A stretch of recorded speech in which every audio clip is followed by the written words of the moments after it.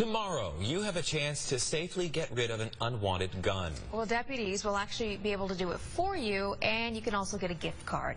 Ashley Jacobs live in Kearney Mesa with all of the details and to walk you through the process. Good morning.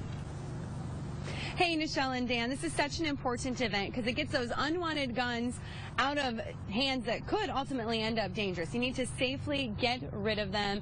Assistant Sheriff Curran, you're going to kind of walk us through the process so people can show up to the San Marcos station tomorrow. Right. And then what's the deal? How do they unload these guns? Well, basically, we don't want them to unload them. We want them to show up. All they have to do is just stay in their car, open the trunk. One of my deputies will take it out, take the weapon out, make it safe, and we'll take it from there. No questions asked. All right. And so for visual purposes this morning, we've laid out some guns. These are safely locked. We're not going to mess with them. But these are examples of guns that people might have at home. This is always a good time to remind people, too, to safely store those guns that they do want to hold on to. So what are some tips for people right now? Well, that's important to us as well. Those guns that they have at home, we're all about locking them up, keeping them away from kids. Trigger locks are super important to us. But anyways, mainly keep them locked up, though. Only responsible adults should be handling them.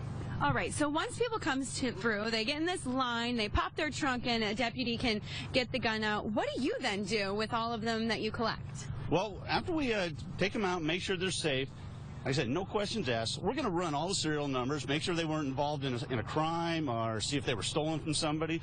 Once we determine that, if there's none of that involved, we're going to destroy them in accordance with law. And basically, we're going to melt them down. We have a facility that we utilize, and they're melted down.